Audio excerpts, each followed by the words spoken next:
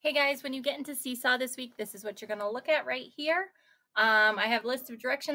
If you're still confused on the directions, you can always click on that and it'll bring you in here and you can click through the slides here. I've had some people get confused when they go through the slides up here because they don't know how to actually add work. Make sure you close out of that. You actually have to close out 2 times in order to do the work right here.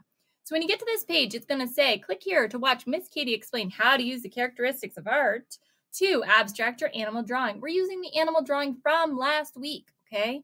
So you drew an animal, and now we are going to change it and make it blend into the background by abstracting it.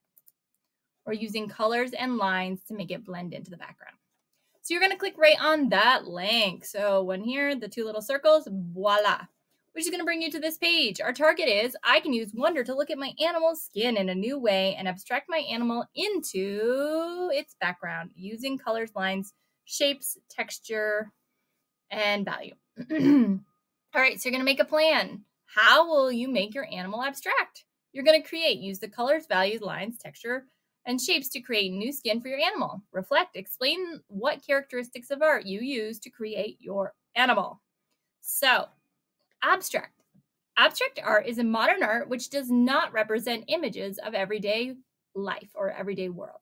Okay? It has colors, lines, and shapes and form, but they're not supposed to represent actual objects or living things. They're just supposed to be colors or lines or shapes.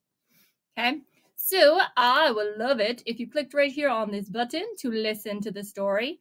It's a fun one. It'll help you think about how you can make your animal start to blend into the background or become part of the background.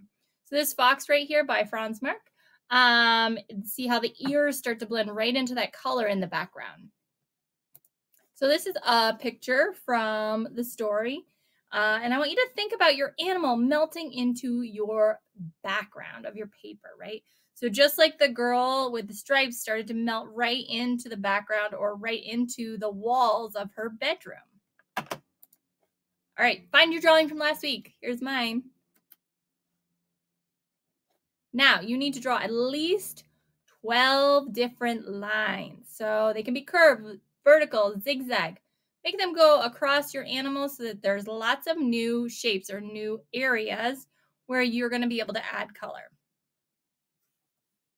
Okay, here's an example. This is what it would originally look like, and then they're adding the different new shapes or areas to color in. Okay. Here's after I started adding color for mine. You can use values. So if you want to just use a pencil or you only have access to a pencil, you can press down heavier to get a darker value and lighter to get a lighter value. If you want to use color, you can do the same thing and just start mixing in black with your color to make it darker. And you can mix white, or if you're using watercolor, water to make it a lighter value. Okay.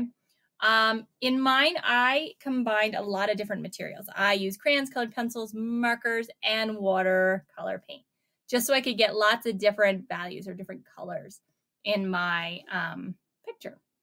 Your choice.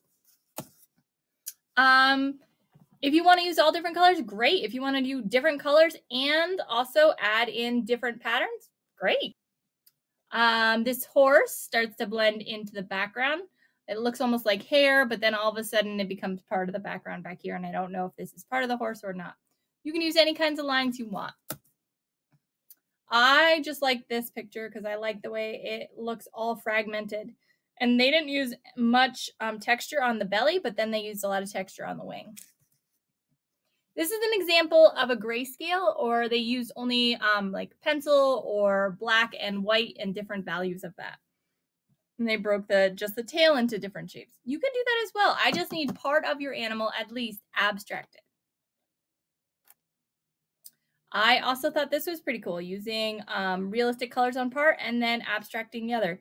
You can go in either direction you want, guys, okay? So this is Franz Marc's work again. He did a lot of animal works, and he thought that they were pretty spiritual, and then he would combine his background into his animal, so they would become one. Hi guys, we are going to be working on our animal abstraction today. So an abstraction is using colors or lines or shapes to create a new image that doesn't relate to the real world. So this is imaginary. So we want to think about our animal blending into our background or like melting into the walls. I am going to be drawing 12 different lines. I can use vertical, horizontal, diagonal. I can use zigzag. I want my lines to go all the way across and make new shapes on my animal. I want to fill up that page. 12 is just a number that you can start with. You can have way more than that. My bear is on my page, and that's okay. I'm going to use it anyways.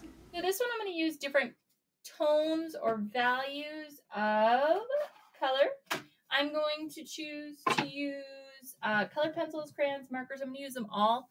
You could use paint and mix in adding a lot of water to make it lighter or black paint to make it darker. Every time you see a line cross and it becomes a new shape, it should be a different value or tone. You can mix in all different materials, guys. You don't have to just be monochromatic. And by monochromatic, I mean using only values from one color. You can use all different colors and blend it into the background. I've already used a bunch of different mediums or different materials to create my sheep, and I'm going to continue blending them in and mixing darker colors in with my red to make it a darker color and lighter colors in to make it a lighter shade. Another thing you can add is texture. So you can use different types of lines or shapes on these smaller areas to create a texture. So I'm using diagonal lines there on my sheep's head to create a little bit of texture there. I went ahead and used curved lines and horizontal lines. You can add any kind of lines you want to create those different textures. If you're choosing to use paint, be careful if you have lighter areas next to it because the paint will bleed. Same thing if you're choosing to use water-soluble markers, the paint will make your marker bleed into new areas. It's okay if you leave white areas on your drawing as well. Use it as part of your composition. Don't make yourself crazy and fill the whole thing up, but it should not be large areas of white. Another thing you can try is adding in other colors to have some larger contrast. I tried adding a little bit of yellow and some orange just to make different areas pop. Hey, so you just listened to all the directions and you did your work. Now it's time to get it onto Seesaw. I know a lot of people do a lot of work and then they forget this part. So after you've watched the directions, click on slide number 2. On number 2, it says, go ahead. So find your final draft of your drawing from last week. Oh, goodness, I think I lost my Miss Katie. I found it. Okay, so take a picture of your animal upside down. So what would I do to take that picture? I would click right over here on that camera button. I'm going to take the picture. Right here. Voila, camera. Oh, I have that beautiful picture. Now I need to make sure there is space so I can drag it and make it smaller. So there's space that I can add a picture after I've drawn my lines. So I would just go in and I would draw at least 12 lines. I would take a second picture, right? So pretend I did that and then I would go like here and I would take my photo, pretend there's lines.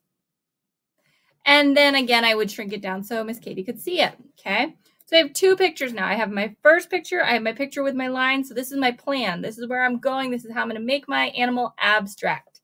Then I would go ahead and click on the third one. The third one, it says create a high quality abstraction for your realistic animal and take a photo of your finished drawing and add it here. Well, I finished. I added color. I added lines. I added shape. I added form. I'm going to take a photo. If you would prefer to show me in a video, you can do that as well. Okay.